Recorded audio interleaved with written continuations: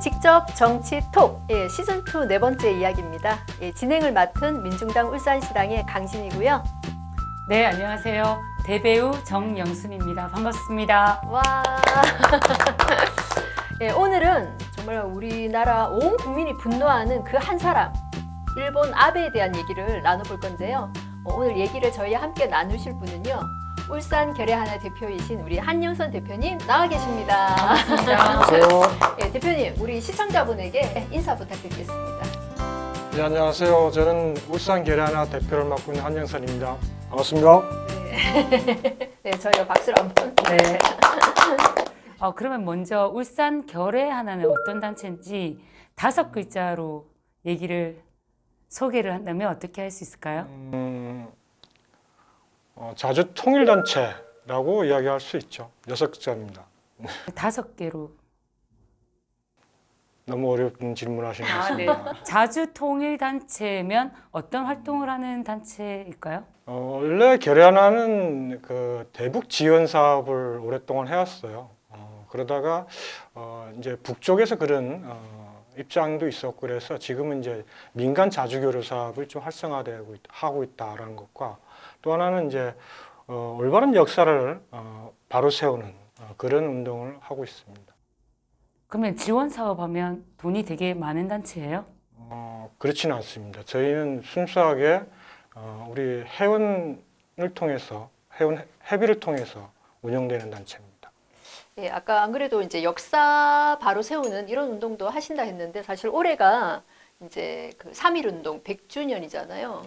지난 100년 동안 정말 우리가 친일 세력을 제대로 뿌리 뽑지 못하니까 정말 그리고 제대로 된 사과 이런 것들을 못하니까 사실은 이런 일이 생기는 것 같아요. 자, 그러면 일본이 지금 보복이라는 말이 맞는지 모르겠는데 지금 저희한테 지금 경제 제재 조치를 취하고 있잖아요. 이게 왜 발생했는지 말씀 좀 해주세요. 대중들이 잘 알고 계시더라고요. 네, 잘 알고 계시죠. 네. 그 일제 강제징용과 관련돼서 1965년에 박정희 대통령이 한일 청구권 협정을 맺어요. 그래서 이제 그 협정을 결과를 가지고 일본 정부는 이제 끝났다. 보상과 관련된 문제 다 끝난 게 아니냐라고 했던 거고, 요 근래 이제 대법원 판례에서 한일 그 청구권 협상과 강제징용 피해자의 손해배상 청구는 별개다라는 걸 이제 판결을 내렸어요. 그러니까 이걸 가지고 이제 아마 일본 정부는 이미 끝난 걸 가지고 다시 한국 정부가 이렇게 번복하는 게 아니냐라는 이렇게 좀 제기되는 것 같은데, 근데 이제 그 1년의 이런 과정을 지켜보면 꼭 요거만 놓고 이야기하기는 좀 무리가 있는 게 아니라 좀 봐줘요, 저는 개인적으로. 요 근래에 좀 몇 가지 일본 정부가 한국 정부로부터 좀 뭐라 해야 되나, 속된 말로 타격을 받는 몇 가지가 있었잖아요. 그러니까 그게 이제 후쿠시마 원자력 발전소와 관련된 원자력 방사능 오염된 수산물이 이와 관련해서 이제 규제가 WTO에서 패소하는 문제가 발생됐고, 또 하나는 이제 위안부 문제가 박근혜 정부 시절에 졸속적으로 합의했던 위안부 문제가 이제 문재인 정부 들어서면서 이게 이제 인정하지 않는 이런 것. 또 가장 요 근래에서는 아마 G20 정상회의 이후에 나름대로 이제 아베는 일종의 어떤 문재인 대통령을 패싱하려고 했던 부분이 실제로는 이제 판문점에서 남북미 정상 세 분이 만나서 일하면서 결과적으로 이제 아베가 패싱당하는 이런 문제로 인해서 한반도의 자신들이 일본 정부 아베의 어떤 입지가 약해지는 부분에 대해서 어찌 보면 좀 화풀이 아니겠는가 이렇게 좀 봐져니까 무엇보다 내정 간섭에 가까운 이런 형태의 이걸 가지고 그러니까 우리 강제징용 판결 가지고 이런 경제 보복을 한다는 거는 도저히 좀 이래 국가 간의 상황을 보더라도 도저히 납득되지 않는 이런 문제라고 좀 봐집니다. 근데 뉴스에 보면 일본 선거 때문에 아베가 더 이렇게 얘기한다는 이야기도 있는데 선거가 왜 뭐가 어때서 이렇게 하는 건지 잘 모르겠어요. 아무래도 그 각종 아베 정권이 각종 선거 때마다 이 한반도 문제를 좀 이용했던 게 역사적으로 좀 증명되는 게 있어요. 이용하면 이기나요? 근데 재미를 봤다고 봐서요. 그렇기 때문에 다시 이용하는 게 아닌가 봐지고. 국내 정치 이슈를 덮어버리기 위해 엉뚱하게 한국을 끌어들인 경우도 있습니다. 誠実に私たちの義務を実行していく。その意味において10億円の拠出をすでに行っています。次はですね、韓国がしっかりと誠意を示していただかなければならないと。 러시아와의 외교 성과가 좋지 않아 여론이 악화되자 이 소녀상 이슈에 초강수로 대응하기 시작한 겁니다. 이때도 지지율은 또 한 번 크게 오릅니다. 하지만 사학 스캔들로 아베 총리의 지지율은 다시 추락하는데 그러자 아베 내각은 다시 독도 문제를 꺼내들었습니다. 한반도 위기설도 이때 등장했습니다. 避難民の保護に続いて、上陸手続き、収容施設の設置及び運営、我が国が庇護すべきものに当たるか否かのスクリーニングといった一連の対応をですね、想定しています。 지지율 하락세는 완만해졌고 소폭 오르기도 합니다. 근데 이번에도 마찬가지로 우익을 최대한 좀 이래 한반도 문제를 일본과 한국 우리 정부와의 문제를 좀 부추겨서 우익들을 결집시켜서 참여 선거에서 좀 이득을 보자 가반을 뛰어넘는 절대 가반 3분의 1을 좀 이래 확보를 해서 개헌 전쟁할 수 있는 국가를 만들겠다라는 이런 이제 구상을 가지고 있었는데 이제 결과적으로는 뭐 참여 선거가 끝났습니다만은 절반에 뭐 성공했다라는 평가가 나오고 있듯이 결코 이번 경제보복 문제가 선거 자신의 선거를 이용했던 부분이 그대로 좀 이렇게 반영됐다라고는 뭐 평가하지 않고 있는 게 아닌가 좀 봐집니다.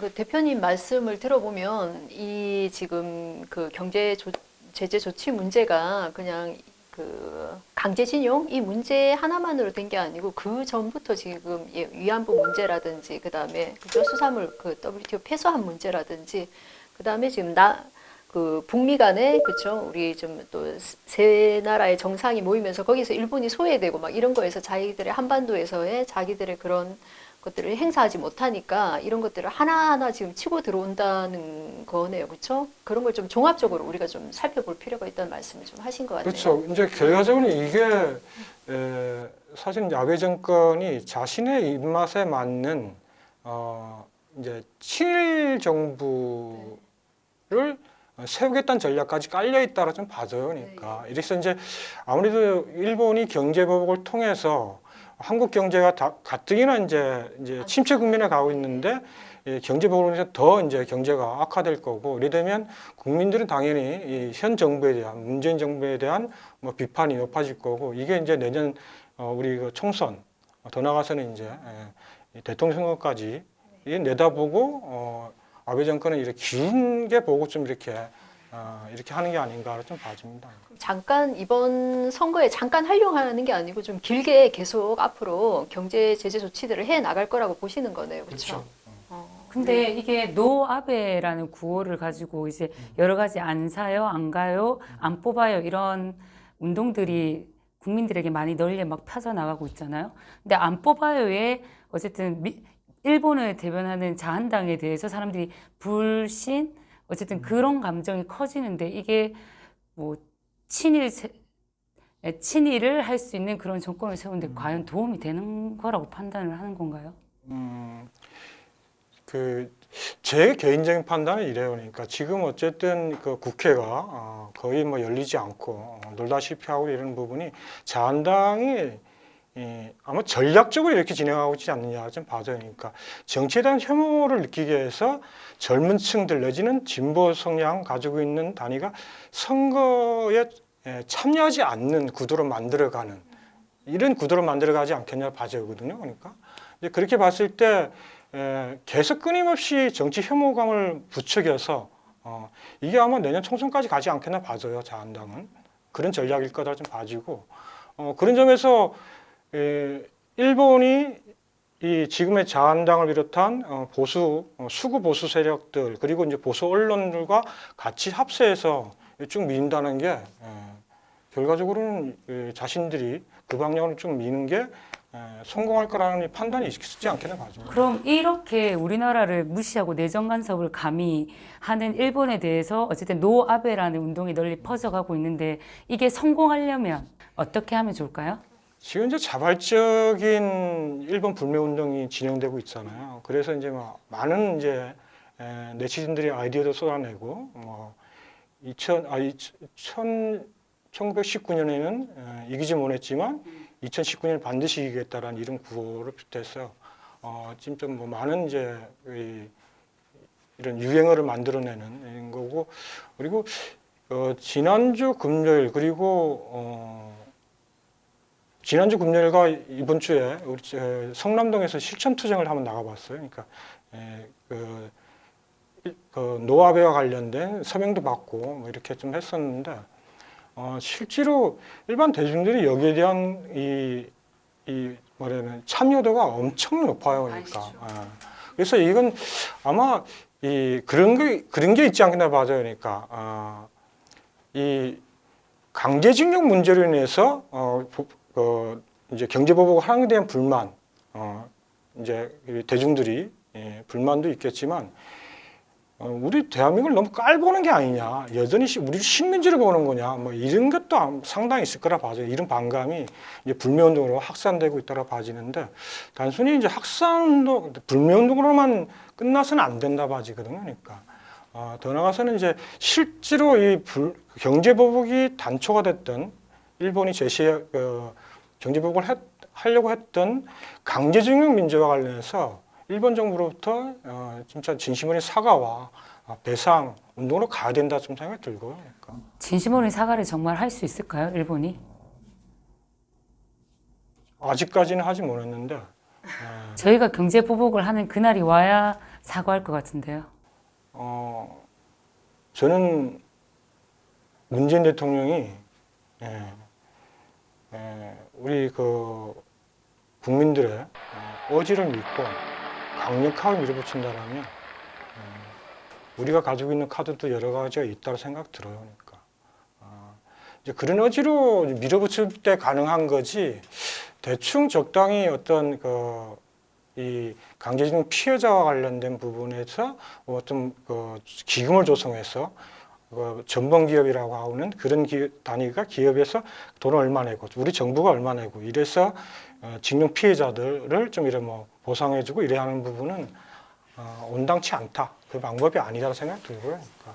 지금 그런 문제를 조금 넘어선 것 같아요. 국민들의 분노는 제대로 이제 이게 강제징용 노동자들에게, 피해자들에게 보상하라를 넘어서 지금 일본이 아까 이제 대표님이 쭉 말씀하신 대로 정말 이 일본이 우리나라 지금 문재인 정권이 친일 정권이 아니니까 자기 구미에 맞는 친일 정권을 세우기 위한, 정말 이게 뭐 조선일보라든지 중앙일보라든지 이런 보수 언론과 이렇게 짝짝이 이 자유한국당하고 같이 돼서 뭔가 이 우리나라에 친일 정권을 만들려고 한다는 이 얘기가 저는 좀 이게 섬뜩할 정도로 정말 맞겠구나라는 생각이 사실은 들거든요. 그래서 우리나라 국민들도 이것을 좀 뛰어넘는 지금 요구들을 하고 있는 것 같아요. 그래서 제대로 된 우리 민족의 그런 자존감 아니면 뭐 자주권 이런 것들을 좀 이 문재인 정권이 제대로 하기를 지금 바라는 거고, 그래도 지금까지 조금 의연하게 좀 해오고 있으니까 지금 대통령 지지율도 막 올라가는 거잖아요. 그렇죠. 그래서 뭐 대표님 말씀 따나 정말 국민들 믿고 어쨌든 더 강력하게 해야지 아까 말씀하신 그 제대로 된 사과도 받을 수 있고 제대로 된 보상도 받을 수 있다라는 생각이 드네요. 그렇죠? 일반 대중들이 지금 현재 벌어지고 있는 일본의 경제보복과 관련돼서 할 수 있는 행동이 많지 않잖아요. 사실 이제 불매운동 정도가 다일 거고 나머지는 이제 정치적으로 해결될 문제다라고 봐지는데, 적당히 양보하고 이래서, 그리고 더군다나 이제 문재인 정부 대통령이 미국 대통령 트럼프에게 중재 역할을 요구하는 이런 형식으로 가서는 안 된다 좀 봐지는 거죠. 그러니까 아까 뭐 계속 반복되는 이야기일 수 있겠지만 국민들을 믿고 뭐 이제 당장에 코앞에 와 있는 한일 군사정보협정을 폐기하겠다라는 이런, 사실 이제 이 자체가 한일 군사정보협정을 체결한 자체가 문제가 있잖아요. 그러니까 일본은 호시탐탐 대륙 진출을 꾀하고 있고, 그리고 언제든 전쟁하는 국가를 만들겠다라는 게 아베 정권의 공약 사항이기도 한데 이런 나라와 어떤 군사 정보를 서로 공유하고 한다라는 게 이건 상식적으로 우리가 36년 동안 실제로 이제 지배를 받았다니까 이런 나라에서는 제 개인적으로 통상적으로 이거는 이해되지 않는 건데 어쨌든 뭐 이게 남쪽과 그러니까 우리 정부와 일본 간의 문제뿐만 아니라 미국까지 연결되어 있는 문제라다 보니까 이렇게 이제 졸속으로 좀 합의되고 박근혜 정부 때 이렇게 됐던 게 아닌가 봐지는데 11월 24일이 이제 이 체결일이고 그거 이전 3개월 전에 어느 일방이 폐기선언하면 폐기되는 거기 때문에 난 이거부터 좀 폐기해야 되는 게 아니냐 네. 강력하게. 문재인 정부가 정말 미국을 끌어들여서 미국이 지금 뭐 한일 간에 이런 협상을 하게 하는 게 아니고 아까 말씀하신 대로 그렇죠 한일 그렇죠 우리나라 간에 이제 그 군사 정보 이런 것부터 좀 폐기하는 것부터 좀 시작해야 된다라고 말씀을 하시는 거죠. 예. 그 자유한국당이 일본의 대변인이다 이렇게 보통 얘기를 많이 하잖아요. 그 제일 선두에 나경원 의원이 있는데 나경원 의원은 어떤 행보나 어떤 발언 때문에 그렇게 일본 아베 대변인이다라고 얘기를 듣는 건가요? 나경원 의원이 좀 해왔던 걸 보면 그래서 이제 나베라는 별명이 붙는 게 많은 칠일 행각을 너무 많이 해서 얘기해 주세요.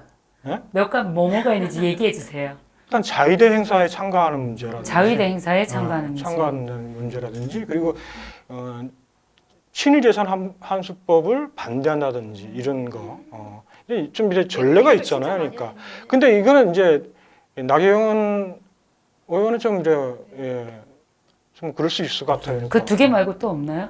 아니 근데 지금 발언했던 내용을 보더라도 그러니까 어떤 발언을 문재인 대통령께서 일본 통상보복 조치에 대해 중대한 도전, 경고 등의 표현을 쓰면서 아주 강경한 입장을 보였습니다. 문재인 대통령께 다시 한번 말씀드립니다. 더 이상 대일 강경 발언을 자제하고 보다 진지한 제안으로 외교적 해결 방안을 찾으십시오.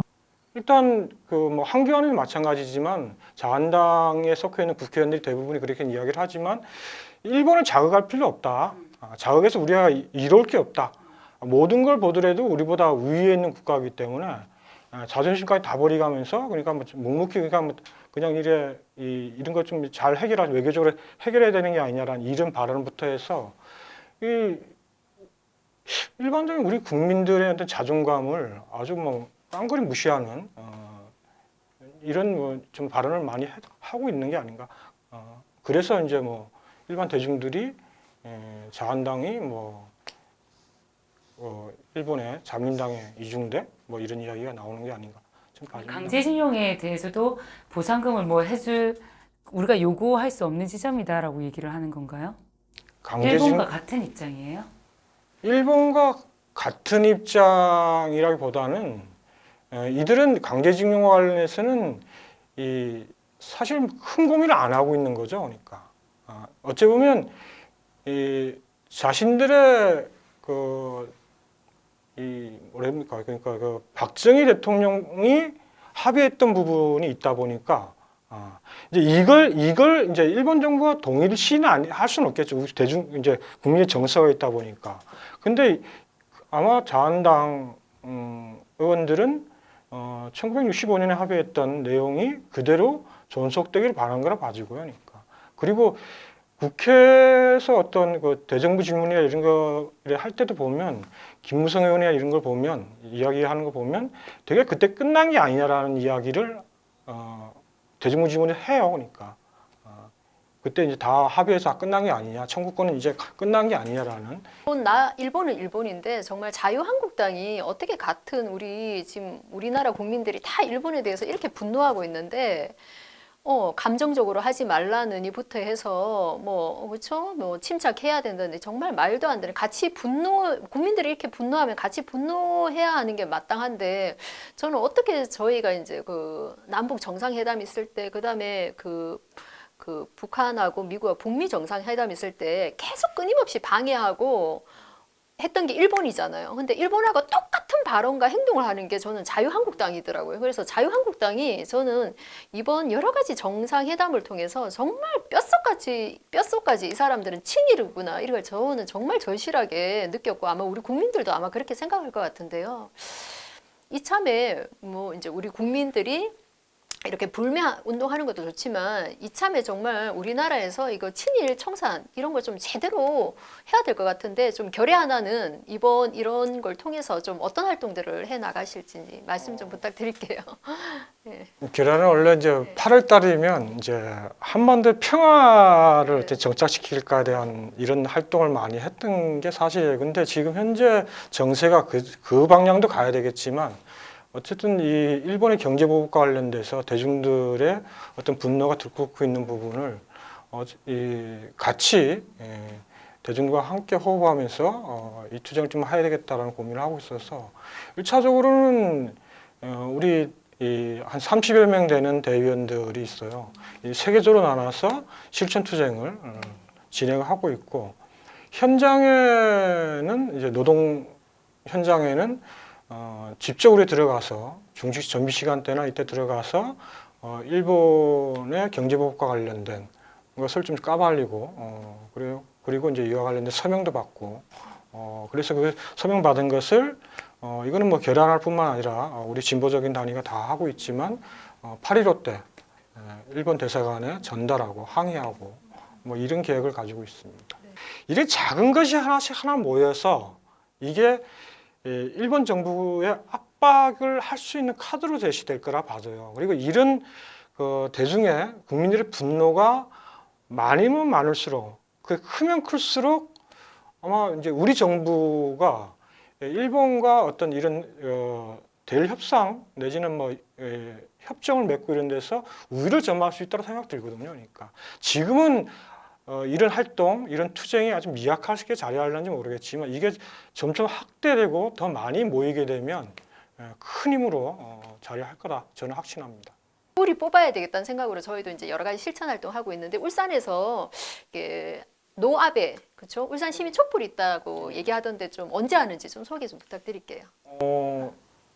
예, 이번 주 토요일입니다. 이번 주 토요일이 며칠일까요? 7월 27일, 7월 27일, 7월 25일? 27일입니다. 아, 27일. 네, 아, 네, 27일 맞네요. 네, 오후 5시에 네. 롯데백화점 앞에서 노아베 촛불 문화제가 진행됩니다. 울산에 일본을 반대하는 모든 시민들이 와서 촛불이 활활 타올라서 햇불이 될 수 있도록 해줬으면 좋겠습니다.